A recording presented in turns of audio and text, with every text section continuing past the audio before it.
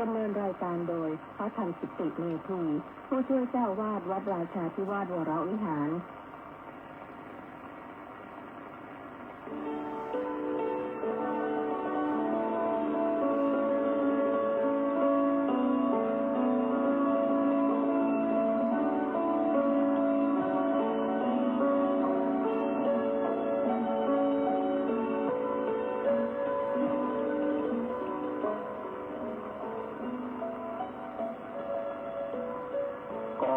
เชิญชวน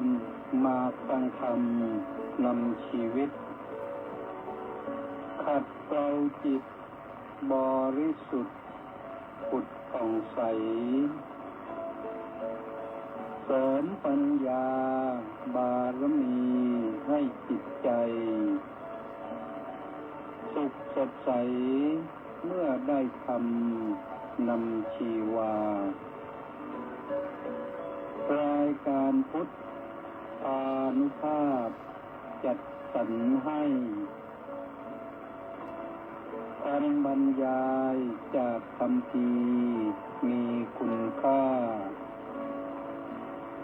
ไม่ต้องค้น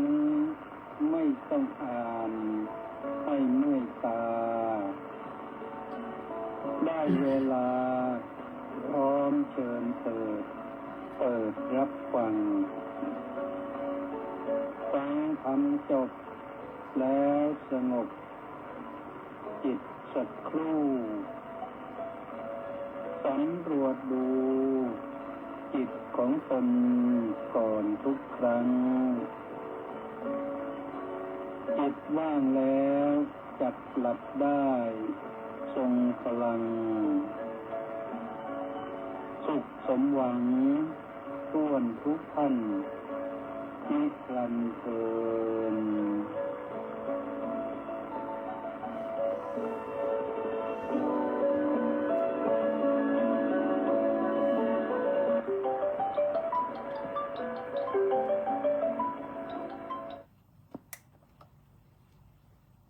อะระหังสัมมาสัมพุทโธภควาบุตถังภะคะวันตังอภิวาเดมิสวากขาโตภะคะวตาธัมโมธัมมังนัมมัสสามิสุปฏิปันโนภะคะวะโตสาวกสังโฆสังฆังนามามิขอถวายความนอบน้อมแด่พระรัตนตรัยขอคารวะพระเถรานุเถระ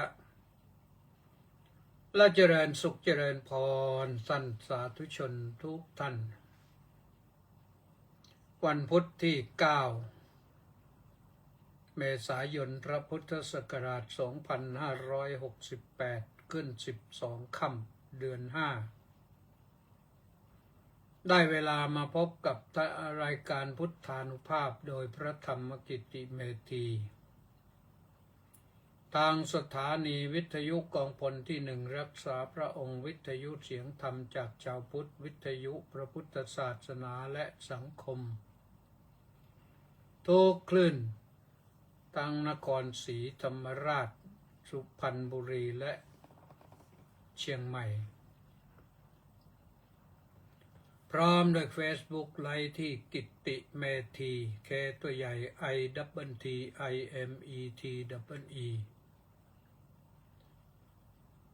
ซึ่งรายการนี้ก็เริ่มขึ้นประมาณ3 ทุ่มเศษวันนี้ก็เริ่ม3 ทุ่มประมาณ6 นาทีมีกันตั้งแต่3 ทุ่ม6 นาทีวันนี้ไปถึง4 ทุ่มฟังกันได้ฟังกันดีวันนี้ต้องขออนุโมทนากับเฉลิมFC 694 คนออนไลน์ พร้อมรับฟังรายการ และก็ต้องขออนุโมทนากับคุณโยมนางสาวนงลักษณ์อิสโร ที่ถวายปัจจัยเป็นกองบุญหนุนกองธรรมมา 1,000 บาทประจำเดือนเมษายนเรียบร้อยแล้วขออนุโมทนาสาธุ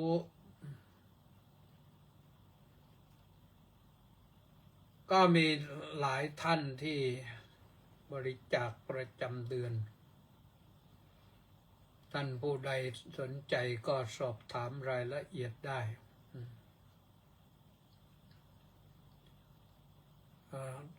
โอนปัจจัยเข้าบัญชีธนาคารกรุงไทยเลขที่บัญชีก็0700260870ท่านก็จะได้ร่วมบุญร่วมกุศลร่วมกันให้ธรรมะเป็นทานอันถือว่าเป็นบุญที่ดีเลิศประเสริฐในขณะเดียวกันก็ติดตามรับฟังรายการนี้ก็กดแชร์ไปด้วยบอกเพื่อนพ้องน้องพี่ญาติพี่น้องทั้งหลายทั้งปวงให้ได้รับรู้รับทราบรับฟังกันฟังธรรมะนี่ทำไม่ได้ธรรมะเพื่อประคับประคองจิตใจจากที่เครียดอยู่ก็ทำให้สุขสบายกายใจขึ้นมาได้ท่านทั้งหลายจะคอมเมนต์สอบถามปัญหาต่างๆก็ได้ถามปัญหาอะไรสนใจถ้าตอบไม่ทันวันนี้ก็วันพรุ่งนี้ก็ตอบได้เพราะพรุ่งนี้ก็ยังมีรายการอยู่เหมือนเดิมสำหรับวันนี้นี่ก็มีพระครูสุนทรศีลคุณวัดหัวเกาะรุงปากพนังเข้ามาก่อนใครสาธุแล้วก็สมศรีลักษณะวิราชสาธุมณีแสงจันทร์บอกว่าน้อมกราบนมัสการสาธุสาธุสาธุเจ้าค่ะสมศรีก็บอกว่าน้อมกราบนมัสการสาธุสาธุสาธุเจ้าค่ะแปะนันทิการก็บอกว่าน้อมกราบนมัสการสาธุสาธุสาธุเจ้าค่ะสาธุทั้ง3 คนวิภารัตน์นวารัตน์น้อมกราบนมัสการสาธุสาธุนี่ท่านรองผู้การวิภารัตน์ทองใสราชโคตรก็บอกว่าน้อมกราบนมัสการหลวงพ่อเจ้าคุณขอรับสาธุสาธุสาธุแล้วก็ยังมีเจบูม่าจากพิษณุโลกก็บอกว่า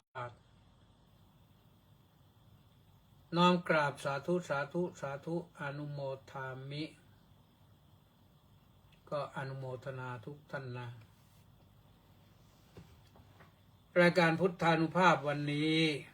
ก็ยังอยู่ที่ธรรมานุปัสสนาตามไปศึกษาธรรมกัน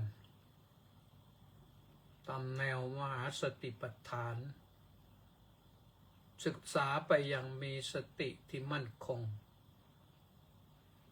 ลองศึกษาดูวันนี้ศึกษาเรื่องสัมมาวายามะเป็นองค์อริยมรรคองค์หนึ่งใน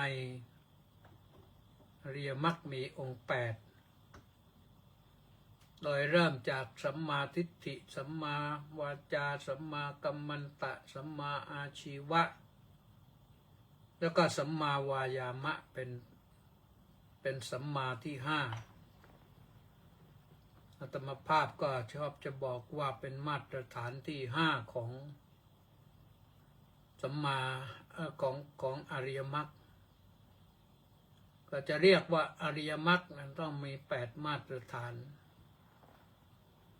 องค์อริยมรรคแต่ละองค์ก็เป็น1มาตรฐาน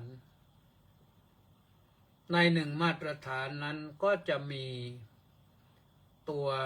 อินดิเคเตอร์ก็เรียกว่าตัวดัชนีชี้วัดว่าใช่หรือไม่ อย่าง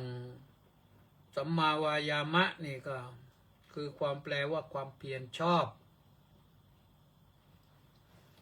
ความเพียรที่ไม่ชอบก็มี ความเพียรที่ชอบก็มี เช่นเพียรจะลักจะปล้นอย่างนี้เพียรพยายามจะฆ่าสัตว์จะลักทรัพย์จะประพฤติผิดในกาม เพียรจะกล่าวเท็จอย่างนี้มันไม่ชอบ เพียรทำผิดกฎหมายผิดธรรมวินัยอย่างนี้มันไม่ชอบ เป็นมิจฉาวายามะ แต่สัมมาวายามะนี่คือความเพียรที่เป็นสัมมานี่ซึ่งแปลว่าชอบแปลว่าถูกต้อง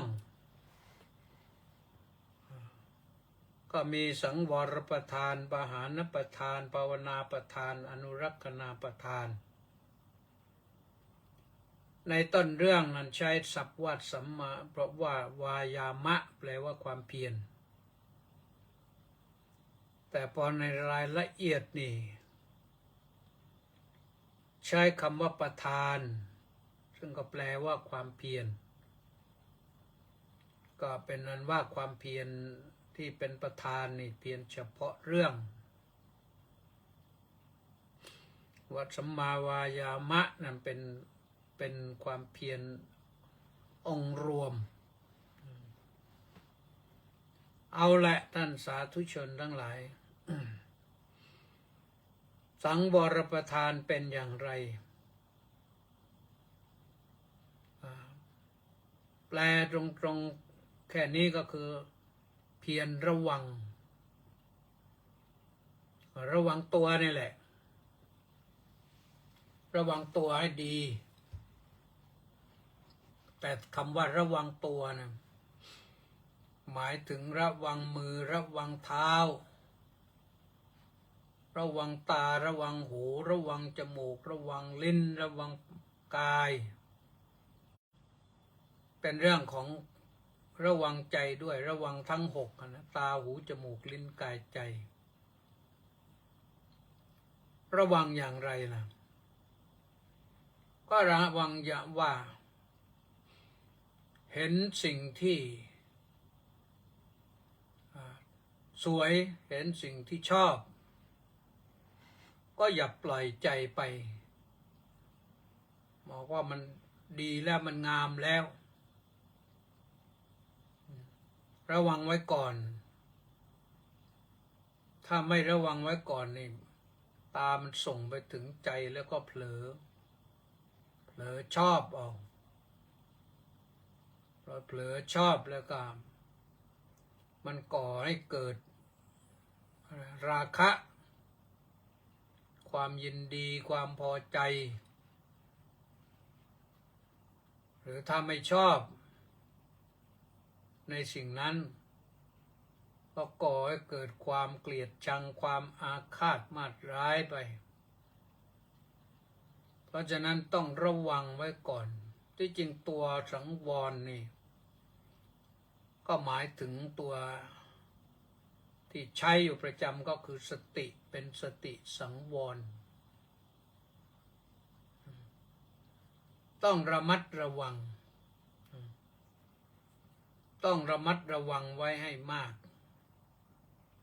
อย่าปล่อยตาอย่าปล่อยหูอย่าปล่อยจมูกลิ้นกายใจจนเผลอหลงไหลไปพอเกิดชอบแล้วเกิดความอยากได้เกิดความอยากได้แล้วเกิดความหลงไหลเคลิบเคลิ้มในที่สุดก็จะต้องดิ้นรนกระสับกระส่ายแสวงหาก็อยากจะเป็นเจ้าของนะได้มาก็เป็นทุกข์ไม่ได้มาก็เป็นทุกข์ก็ได้มานะเป็นทุกข์เพราะการที่จะต้องมาดูแลให้มันเป็นอย่างนั้นอย่างนี้อยู่เสมอ ซึ่งจริงๆแล้วสิ่งต่างๆมันเป็นอยู่อย่างเดิมไม่ได้ มันแปรปรวนเปลี่ยนแปลงไปทุกวินาที แต่เราก็มองแล้วก็มองไม่ออกไม่ค่อยรู้ ถ้าเราจะดูท่านผู้ใดมีสร้อยคอสร้อยทองอยู่นะก็จะเห็นว่าแม้แต่ทองแล้วนะเป็นสิ่งที่เสื่อมยากที่สุดเลยทองนะ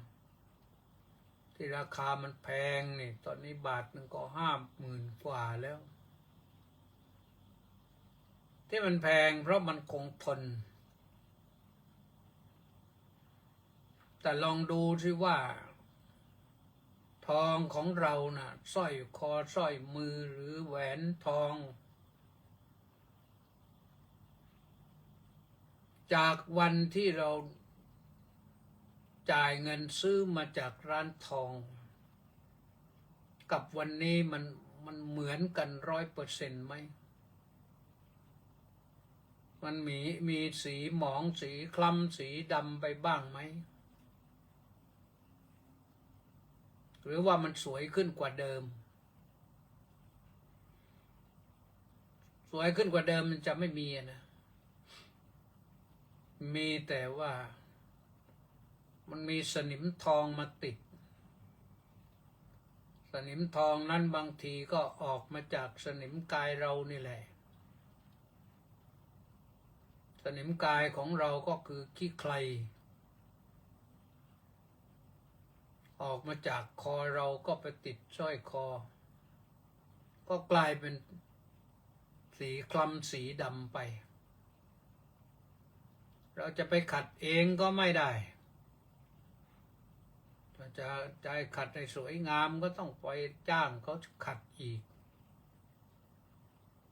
แล้วขัดแล้วเอากลับมาสักพักหนึ่งมันก็เป็นอีกนั่นแหละเพราะอะไรก็เพราะว่าสิ่งทั้งหลายทั้งปวงนี่มันเป็นสวยเป็นงามขึ้นอย่างนั้นไงเพราะเหตุปัจจัยปรุงแต่งเหตุปัจจัยปรุงแต่งก็คือเหตุที่เขา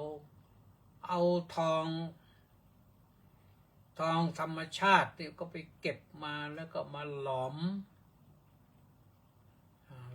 แล้วก็ทำเป็นทองรูปพรรณแล้วก็มาวางโชว์ล่อตาคนที่หลงไหลเคลิบเคลิ้มแล้วก็ดิ้นรนแสวงหาเงินแต่นี้หาเงินเป็น4-5 หมื่นนู่นถึงจะซื้อสร้อยคอได้สักน้ำหนักบาทหนึ่งน้ำหนักบาทหนึ่งนั้น15 กรัมนะช่างตวงวัดแบบไทยนะ15 กรัม4 สตางค์เป็น1 สลึง4 สลึงเป็น1 บาท4 บาทเป็น1 ตำลึง20 ตำลึงเป็น1 ชั่งได้ทองมา1 ชั่งนี่ก็ได้เยอะนะแต่ใครล่ะจะมีทองอย่างนั้นอยู่เก็บไว้ไม่อยู่หรอกอันพูดถึงทองแต่พูดถึงกายเรานี่ที่เราต้องระมัดระวังมากกว่าทองเพราะกายเรามันชำรุดทรุดโทรมง่ายกว่าทอง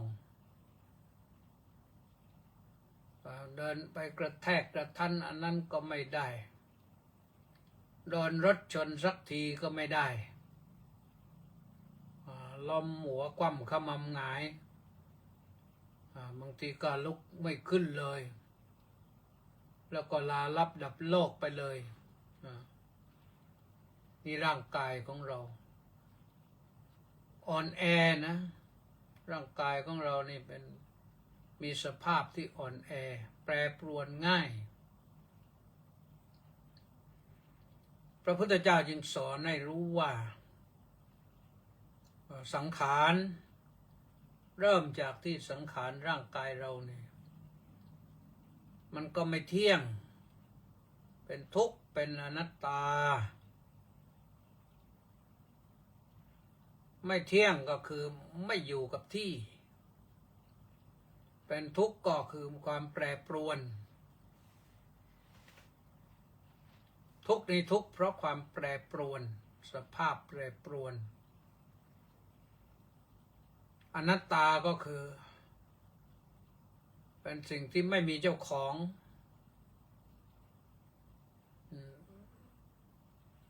หาตัวตนไม่ได้เป็นของว่างเปล่าบังคับบัญชาไม่ได้รวมเรียกว่าเป็นอนัตตาคือไม่มีแก่นไม่มีสารแม้เราจะมีกระดูกเท้ากระดูกแข้งกระดูกขากระดูกสะโพกกระดูกสันหลังส่งไปถึงกระดูกคอไปถึงกระดูกกะโหลกศีรษะกระดูกทั้งหมดก็เสื่อมใช้ไปนานๆก็เสื่อมโดยเฉพาะอย่างยิ่งคุณโยมผู้หญิงนี่สตรีเพศนี่กระดูกเป็นโรคกระดูกเสื่อมกันมากกระดูกผุกระดูก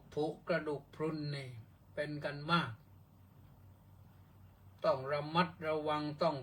รักษาพยาบาลต้องประคบประหงมดูแลอย่างดีตั้งแต่อาหารที่บำรุงต้องระมัดระวังบางครั้งบางทีก็ต้องอดอาหารที่ชอบเพราะถ้ารับอาหารนั้นก็ไปแล้วมันแสลงต่อโรคกระดูกพรุนอย่างนี้ก็เลยเพื่อจะรักษาชีวิตไว้รักษาร่างกายนี้ไว้ก็ต้องยอมอดสิ่งนั้นไปนี่คือเรื่องของร่างกายมันไม่เที่ยงเป็นทุกข์แล้วก็เป็นอนัตตาแล้วก็มันไม่ยั่งยืนนะร่างกายนี้ไม่ยั่งยืนอายังโลโกอายังกายโยอัตถุโวไม่ยั่งยืนอยู่ได้ก็ชั่วครั้งชั่วคราวสักพักหนึ่งนานมากก็อายุ100 ปีแต่100 ปีนี่เมื่อเปรียบเทียบกับโลกแล้วที่จริงเราน่าจะอยู่ได้สัก500 ปีหรือสัก1,000 ปีเพราะโลกนี่อยู่เป็นล้านปีแต่โลกอยู่เป็นล้านปีก็ไม่ได้หมายความว่าโลกนี้จะเที่ยงวันหนึ่งโลกก็มีโอกาสที่จะ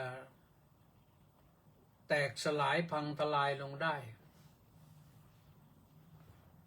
ก็เพราะเหตุนี้แหละเหตุเพราะธาตุแปรปรวนนี่แหละธาตุดินแปรปรวนเกิดแผ่นดินไหวธาตุน้ำแปรปรวนเกิดแผ่นดินไหวน้ำท่วมธาตุไฟแปรปรวนก็เกิดไฟไหม้โลกธาตุลมแปรปรวนก็เลยลมพัดเกิดพายุเกิดวาตภัยเกิดไปทั่วนะในมหาสมุทรเขาก็อยู่บนพื้นโลกเขาก็อยู่พื้นโลกนี่มันนิดเดียวที่จริง1/4ของโลกใบนี้เป็นพื้นดินเมื่อก่อนนะเดี๋ยวนี้ก็ไม่รู้ถึง1/4หรือเปล่าเพราะว่าน้ำแข็งขั้วโลกมันละลายมั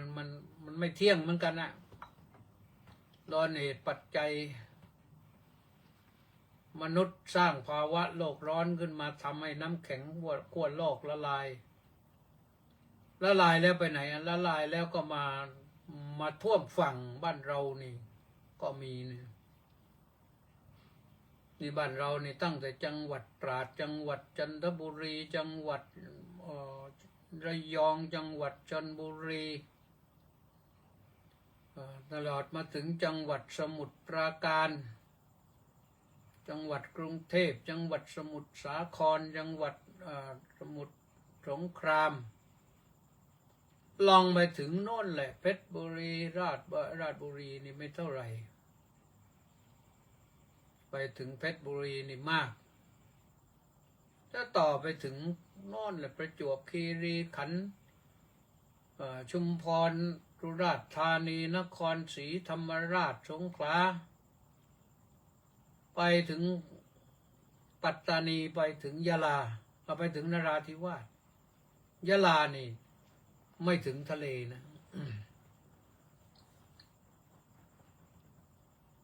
น้ำทะเลก็ท่วมถึงมาที่เห็นอยู่หลายครั้งนะก็คือนครศรีธรรมราช ที่อำเภอปากพนังอำเภอหัวไชนี่เมื่อก่อนถนนอยู่ไกลฝั่งชอเนี่ยชอฝั่งทะเลนะไกลหลายสิบเมตรเดี๋ยวนี้น้ำมันเข้ามาถึงแล้วล่ะจนกระทั่งเขาต้องไปปักเสาทำเขื่อนเพื่อไม่ให้น้ำทะเลมันสาดเข้ามาใส่ถนนพังเมื่อก่อนมันอยู่ไกลนะตอนเขาสร้างถนนนี่ก็สร้างไปไกลน้ำพอสมควรแต่เดี๋ยวนี้น้ำเข้ามาถึงแล้วแผ่นดินประเทศไทยก็หายลงไปในทะเลเยอะแล้วยังไม่ทราบฝั่งตะวันตกฝั่งอันดามันนี่ขึ้นมาสักขนาดไหน แต่ฝั่งตะวันออกนั้นประเทศไทยเสียแผ่นดินไปหลายตารางกิโลเมตรแล้วแหละเพราะน้ำทะเลขึ้นมาท่วมแล้วไม่ใช่ท่วมแวบเดียวจมหายไปเหมือนน้ำฝนนะท่วมแล้วท่วมแช่เลยตลอดกาลเลยต้องทำเขื่อนแต่อำเภอหัวไชนี่ต้องทำเขื่อนกันยาวๆนะปักเสาเข็มกั้นเพื่อให้คลื่นมันมาติดอยู่ที่เขื่อนกันได้บ้างไม่ได้บ้างอันนี้พูดถึงความไม่จีรังยั่งยืนนะไม่เที่ยงโลกก็ยังไม่เที่ยงศึกษาตามหลักพระอภิธรรมนั้นเขาก็บอกไว้ชัดว่าโลกนี้เสื่อมสลายไปเพราะน้ำเพราะไฟแล้วก็เพราะลมน้ำท่วมหนัก7 ครั้งแล้วก็ไฟไหม้ใหญ่ครั้งหนึ่งน้ำท่วมหนัก7 ครั้งแล้วไฟไหม้ใหญ่ครั้งหนึ่งสลับกันไปอย่างนั้นถ้าพอถึงครั้งที่64มั้ง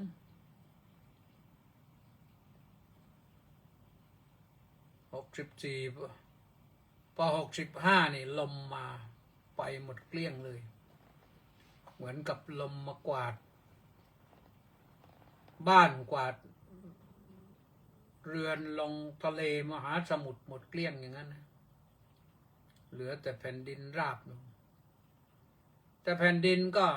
ปั่นป่วนนะครับเพราะไฟไหม้หมดแล้วนี่ก็กลายเป็นฝุ่นตลบอบอวนไปมันจะมีสภาพเป็นอย่างนั้นนะเอาละท่านสาธุชนทั้งหลายนั้นก็บอกให้ทราบแต่สิ่งที่พระพุทธเจ้าตรัสไว้ในสังวรประทานนั้นก็ตรัสเป็นพระบาลีอยู่ว่าอนุปปันนานังปาปกา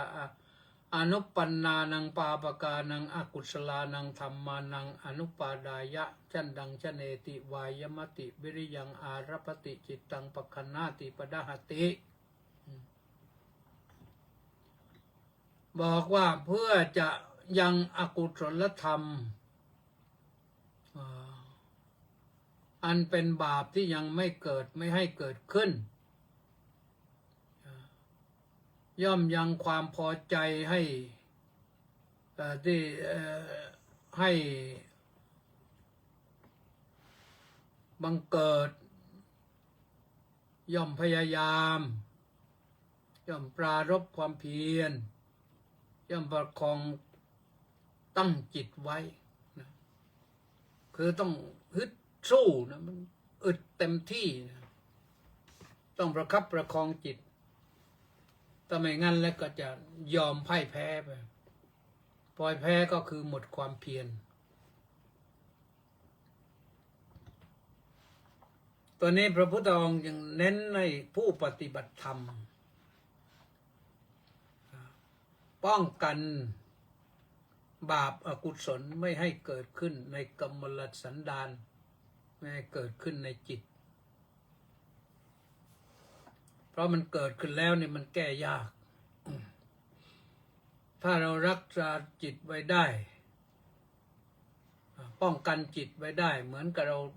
กับที่หัวไชที่เขาทำกำแพง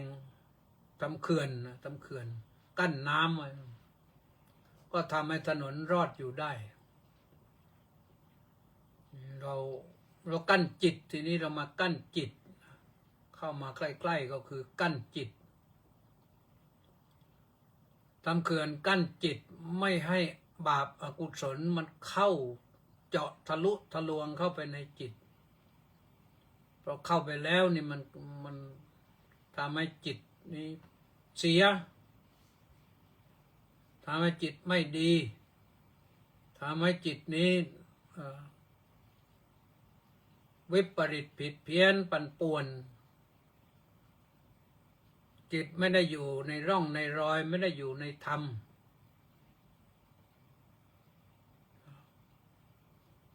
เพราะความโลภเพราะความรักนี่จิตวุ่นวายกระสับกระส่ายกระสับกระสนเร่าร้อนจนเป็นตัวของตัวเองไม่ได้ก็ยอมพ่ายแพ้รักพ่ายแพ้โลภไปรวมทั้งแพ้โกรธแพ้หลงด้วยนะเพราะฉะนั้นความโง่อย่าให้เกิดขึ้นในจิตความโกรธอย่าให้เกิดขึ้นในจิตความโลภอย่าให้เกิดขึ้นในจิตเพราะเกิดขึ้นแล้วมันแก้ยากป้องกันไว้ก่อนดังนี้พระพุทธเจ้าสอนให้ป้องกันความจริงมันถ้าเราจะเอามาใช้ให้มันเกิดประโยชน์นอกจากที่ตรัสไว้ในเรื่องจิตแล้วเนี่ยเรื่องบ้านเรื่องเมืองเรื่องปัญหาต่างๆนี่ก็ใช้ได้นะเช่นป้องกันข้าศึกไม่ให้เข้ามาในบ้านในเมืองเนี่ยก็ได้เราไม่ต้องยุ่งยากวุ่นวายป้องกันไม่ให้ข้าศึกเข้ามาป้องกันไม่ให้โจรเกิดขึ้นในบ้านในเมืองก็ได้ต้องเพียรป้องกันรวมไปได้หมดและป้องกันไม่ให้ยาเสพติดทั้งหลายมันทะลักเข้ามาประเทศไทยก็ได้ป้องกันให้จริงจังต้องใช้แรงนะต้องใช้แรงปะทะต้องใช้ความเพียรสำหรับผู้ที่ปฏิบัติธรรมนั้นก็เพียรป้องกันจิตไม่ให้ถูกกามราคะฉันทราคะพยาบาทถีนมิทธะอุทธัจจะกุกุจจะวิจิกิจฉาคือนิวรณ์ห้านะที่มันเป็นอุปสรรคขวางกั้นไม่ให้บรรลุถึงซึ่งความดีที่เราคาดหวังไว้นะมันไปไม่ได้นะก็เพราะตัวเนี้ยตัวเหล่านี้ตัวใดตัวหนึ่งเพราะฉะนั้นระวังไม่ให้สิ่งเหล่านี้เกิดขึ้นในจิตใจป้องกันไว้ไม่เข้ามา ที่เราทำนานะเหมือนกับที่เราทำนานะป้องกันไม่ให้น้ำมันเข้ามาท่วมต้นข้าวต้นข้าวก็จะได้เจริญงอกงามออกรวงออกช่อมีผลผลิตให้เราได้บริโภคกันข้อที่สองก็คือประหารนประทานเพียรประหารนี่ก็เคยว่ามาแล้วนะประหารคือกำจัดคำว่าประหารหมายถึงกำจัดออกไปถ้ารู้ได้จับได้แล้วว่าตอนเจ้านี้มันเป็นโจรเนี่ยต้องจับออกไปส่งออกไปเหมือนที่เขาส่งอะไรพวกคอลเซ็นเตอร์ทั้งหลายนะเข้ามาในแผ่นดินก็ไล่ออกไปไม่ให้มาสร้างความวุ่นวายหรือโจรใดๆก็แล้วแต่ก็ใส่หัวส่งไปกลับไปบ้านเขาทีนี้ถ้าเป็นกิเลสมันเข้ามาอยู่ในจิตใจเราแล้วทำยังไงก็ต้องเพียรกำจัดเหมือนกันกำจัดกิเลสที่มันเข้ามาอยู่ในจิตใจออกไปพอเรารู้ว่าความโลภมันเกิดอยู่ในจิตใจกำจัดความโลภออกไปให้ได้รู้ว่าเรามีนิสัยชอบโกรธมักโกรธก็ไล่ออกไปให้ได้เพราะว่าโกรธที่มันไม่ดีเนี่ยมันไม่สร้างความสวยงามให้แก่หน้าตาเราเลยแล้วเป็นคนที่ไม่ค่อยน่าคบเท่าไหร่มักโกรธนี่หลงก็คือโง่จึงหลง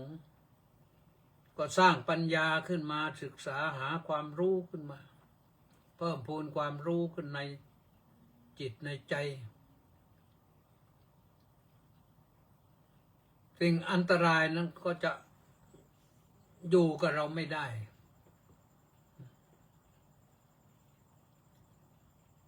เพราะฉะนั้นสองประการแรกก็คือป้องกันและกำจัดนี่ความจริงถ้ารัฐบาลเอาไปใช้หลักนี้ก็ใช้ได้นะเพื่อพัฒนาชาติบ้านเมืองประการที่สี่ก็คือภาวนาประทานภาวนานี่ก็ถ้าเป็นบ้านเมืองก็คือพัฒนาถ้าเป็นกำจัดกิเลสในจิตใจก็เรียกว่าภาวนาคือเพิ่มพูนคุณงามความดีขึ้นไปอย่างเราทำนาเนี่ยกำจัดวัชพืชหมดแล้วก็ปลูกข้าวลงไปได้เราพัฒนาข้าวให้มันขึ้นให้มันงอกงามก็จะได้ออกรวงที่สุขสมบูรณ์นะทำไม่ได้ผลผลิตที่ดีเอาไว้ได้ถังหนึ่งเป็นร้อยถังไปเลยมันก็เกิดกำไรขึ้นมาหรือปลูกผลไม้จากที่เช่นทุเรียนต้นหนึ่งเคยได้ตัน2 ตันเพิ่มพูนผลผลิตให้เกิดเป็น2 ตันครึ่ง3 ตันขึ้นมาต่อต้นนี่มันก็ได้เงินนะจะพัฒนาพันธุ์อะไรต่างๆให้มันดีขึ้นต้องภาวนาบ้านเมืองนี่เรากระจัดโจรได้หมดแล้วนี่เราต้องพัฒนา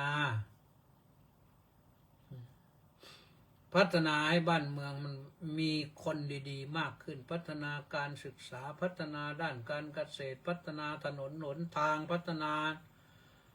เศรษฐกิจอุตสาหกรรมอะไรต่างๆทั้งหลายทั้งปวงเรามีกระทรวงเยอะแยะเนี่ยในร่างกายของเราก็ต้องสร้างกระทรวงขึ้นมาเหมือนกันเพื่อพัฒนาร่างกายเพื่อพัฒนาชีวิตจิตใจของเรา ให้ประสบพบกับความเจริญก้าวหน้า ต้องพัฒนา ถ้าไม่พัฒนาแม้จะกำจัดวัชพืชได้แล้ว ไม่พัฒนาเดี๋ยวมันก็ขึ้นอีกนะไขน้ำเข้านากับพืชพันธุ์แห่งวัชพืชมันก็มาอีกกันเลยเพราะฉะนั้นเราต้องระมัดระวังพัฒนาพืชพันธุ์ของเราที่ต้องการเนี่ยให้มันเจริญงอกงามไพบูรณ์ในจิตใจเราก็พัฒนาคุณธรรมให้สูงขึ้นจะให้อยู่กับที่ไม่ใช่กำจัดความโลภความโกรธความหลงได้พอแล้วเราพอแล้วต้องเติมคุณธรรมเข้าไปสมถกรรมฐานวิปัสสนากรรมฐานก็ต้องไม่ให้ห่างไปไหน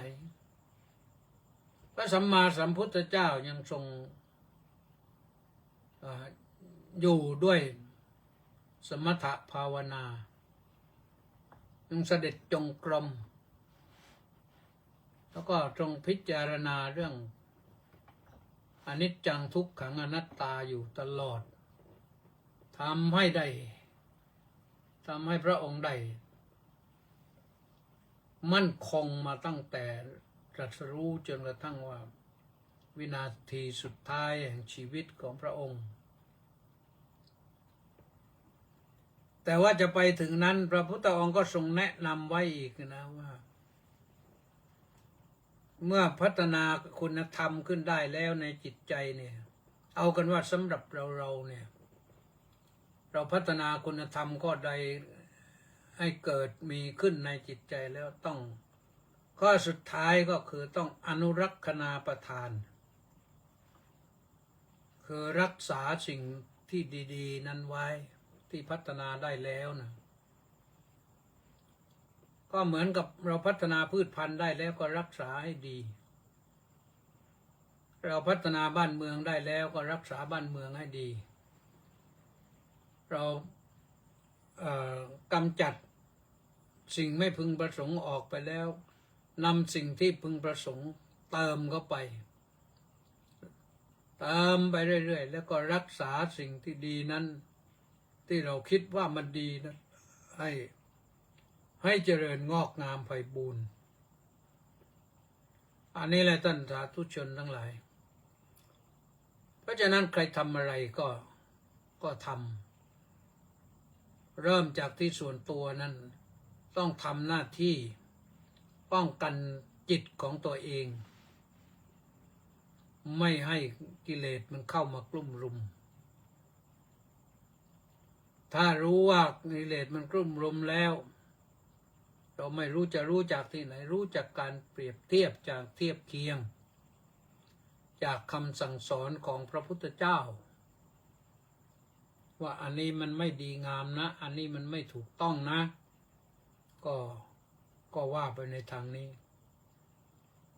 จากนั้นก็พัฒนาทำให้ความดีมันเพิ่มขึ้นในจิตในใจให้จิตใจเข้มแข็งมั่นคง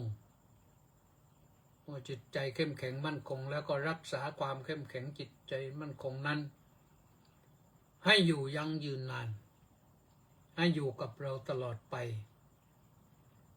เราก็จะได้มีชีวิตที่เรียกว่ามีคุณค่ามีความสมบูรณ์อันนี้แหละท่านสาธุชนทั้งหลายสัมมาวายามะต้องเดินไปทางนี้แต่บอกว่าเพียรชอบนั่นถามว่าเพียรอย่างไรอะเพียรชอบต้องเพียรในครบ4ประการนี้เรียกว่ามีความเพียรชอบเป็นความเพียรที่ถูกต้องนะก็สาธุชนทั้งหลายลองนำไปปฏิบัติดูเริ่มต้นอาจจะทำได้บ้างไม่ได้บ้างแต่ไม่ลดละทำไปเรื่อยๆแล้วเราก็จะได้สิ่งที่ดีแล้วต่อไปนี้ก็จะ จะไปอ่านรายชื่อต่อม็อกโคน่ามา1 2 3 4บอกว่ากราบนมัสการสาธุยอมกำลังกลับบ้านถึงหลักสี่แล้ว รับฟังทางสถานีวิทยุ AM 1350 กิโลเฮิรตซ์ในรถ สัญญาณชัดเจนดีเจ้าค่ะโอ้ขับรถอยู่ก็อย่ามัวแต่พิมพ์แชทอยู่นะปลอดภัยวันนี้ก็มาประชุมกันนิดหน่อยสุรชัยเปราพันธ์บอกว่าขอถวายความเคารพอย่างสูงครับพระครูสุทธิชัยสารวัดโพธิเกษตรอำเภอสวีจังหวัดชุมพรสาธุครับหนูปานลักษณะวิราชบอกว่าน้อมกราบนมัสการสาธุสาธุสาธุเจ้าค่ะสาธุเนติแก้วเคนก็บอกว่าขอน้อมใจถวายความเคารพครับท่านเจ้าคุณสาธุแล้วก็พรศรีลักษณะวิราชบอกว่าน้อมกราบนมัสการสาธุสาธุสาธุเจ้าค่ะสาธุแล้วก็มีใครอีกไหมมีแต่สมศรีเยอะเลยนะขวัญตาปอบำรุงบอกว่ากราบนมัสการพระคุณเจ้าอย่างสูงเจ้าค่ะสาธุเอ็มเอ็นบุญแท่นกราบนมัสการเจ้าค่ะสาธุสาธุสาธุสาธุเจ้าค่ะสาธุว่าได้แล้วนะไปศาลรัตนวงกลบอกว่ากราบนมัสการครับสาธุวีโรเมธรรมก็บอกว่าน้อมสาธุอนุโมทามิครับแล้วก็อะไรอีกพระเดชพระคุณน้อมถวายความเคารพครับสาธุแล้วก็ม็อกโคน่าบอกว่าถึงบ้านที่ลำลูกกาแล้วเจ้าค่ะโอ้สาธุนะลำลูกการังสรรค์ทองสร้อยก็บอกว่าน้อมกราบนมัสการถวายความเคารพพระเดชพระคุณท่านเจ้าคุณด้วยความเคารพอย่างสูงครับน้อมกราบนมัสการสาธุสาธุสาธุครับสาธุจัดชัยสารน้อมกราบนมัสการครับท่านเจ้าคุณอาจารย์สาธุแล้วก็มาถึงสุวินรักษัตริย์ท่านรองศาสตราจารย์ดร.สุวินรักษัตริย์บอกว่ากราบนมัสการครับก็มาทันตอนท้ายพอดีเอาแล้วก็ตอนท้ายทันดีกว่าไม่ทันนะก็เหลือเวลาอยู่อีกนิดหนึ่งก็ท่านสาธุชนจะมีอะไรจะสอบถามก็เชิญได้นะถ้าไม่มียังไม่มีก็ตอนนี้ก็ประชาสัมพันธ์ว่าวันสงกรานต์วันที่13 เมษายนเนี่ยนะก็อย่าลืมไปทำบุญตักบาตรข้าวสารอาหารแห้งกันไปทำบุญอุทิศแด่บุพการีชนกันไปส่งน้ำกับพระพุทธปฏิมากันที่วัดราชาธิวาสวิหารนะเริ่มตั้งแต่8:30เป็นต้นไปนะก็ลองไปดูกันบ้างแต่ไปท่านมีที่อื่นไปก็ไม่ว่าหรอกนะไปกันนะปีนี้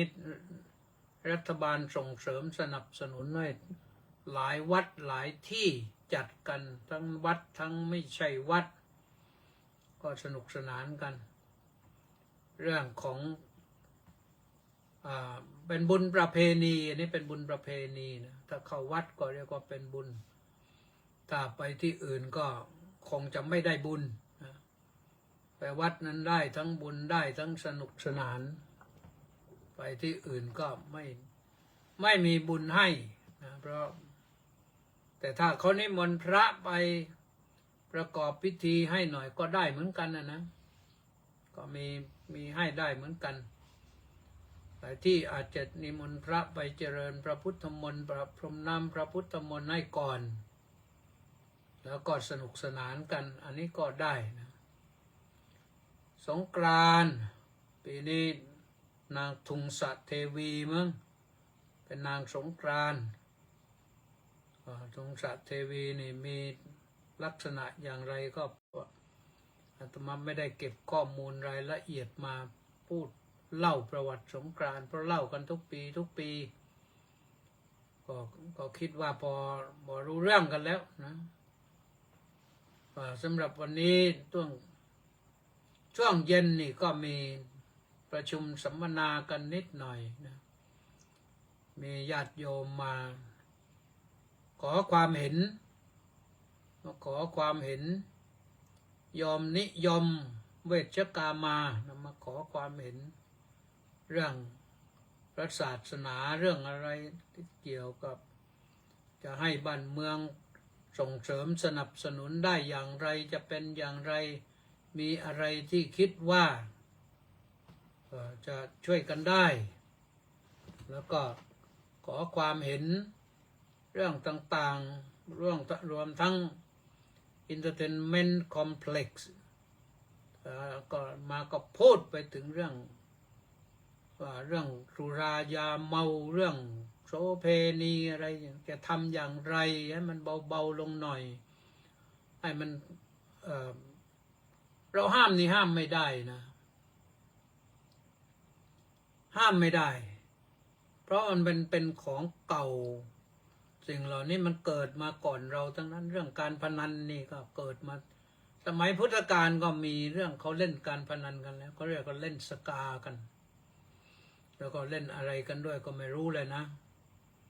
เล่นสกาแล้วก็คล้ายๆเล่นสบ้านะสกายังไงไม่รู้แล้วก็เรื่องโสเภณีมันก็มีมาตั้งแต่ก่อนพุทธกาลนู่นเรื่องเล่าก็ที่ทรงเล่าไว้ในชาดกก็มีมาตั้ง20,000 ปีกว่ามาแล้วนะเพราะฉะนั้นคนก็ติดอกติดใจทำกันมาแต่ถามว่าทำอย่างไรให้มันมีขอบเขตจำกัดอย่างไรอย่าให้มันเฉี่ยววัดเฉี่ยวโรงเรียนให้มันห่างๆหน่อยจะมีกฎหมายมีระเบียบทำอย่างไรช่วยพระได้อย่างไรก็ฝากไว้ก็ฝากท่านไปแล้วนะท่านก็ไม่ได้มาว่าอะไรหรอกเพียงถามความคิดเห็นตรงนั้นแล้วก็ว่ากันยาวไปหลายท่านมาคุยกันนายกสมาคมศิษย์เก่ามรมจรแล้วก็มีตำรวจตำรวจเอกสมคิดนะแล้วก็ใครด้วยก็มานั่งฟังนั่งคุยกันนั่งเสนอความคิดเห็นกันก็ดีนะทำให้ได้รู้อะไรต่างๆแล้วก็ได้เห็นทัศนะกันเอาละวันนี้ก็หมดเวลาแล้วนะพรุ่งนี้ก็มีใหม่ก็ฟังกันใหม่วันนี้ขอความสุขสวัสดีจงมีแด่ทุกท่านเจริญพรสวัสดี